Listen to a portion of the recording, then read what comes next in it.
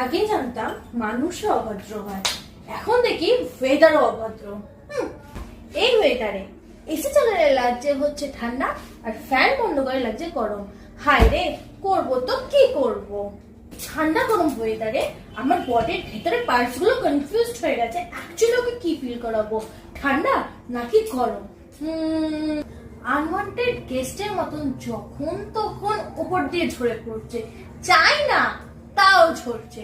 গরম দিলে এত গরম দিচ্ছে যে সহ্য করতে পারছি না, বৃষ্টি দিলে এমন বৃষ্টি দিচ্ছে যে আমরা ভেসে বেরিয়ে যাচ্ছি। ফ্রিজে থাকা এই আইসক্রিম আমাকে দেখে বলছে খা, কতদিন আর আমাকে ফ্রিজে রাখবে, এবার তুমি ডিম পারো। কিন্তু এই আইসক্রিম দেখে ক্যালপল আর কাপ সিরাপ, এবার বলো তো দেখি কার কার এই প্রবলেমটা হচ্ছে। না না, মানে গরম ঠান্ডা ঠিক তার মিক্সিং এর একটা ওয়েদার বেরানো উচিত, যার অন্য একটা নাম দেওয়া উচিত। মানে লাইক কি যে বলবো তার কোনো ঠিক নেই। নাক দিয়ে অসহ্য জল বেরাচ্ছে, নাক বন্ধ হয়ে রয়েছে, চোখ লাল হয়ে রয়েছে, গলা ব্যথা হয়ে রয়েছে, যে বডি পার্টসের কোনো অঙ্গ নেই যে ব্যথা করছে না। সো নাও এটা আমার রাইট নাও কন্ডিশন।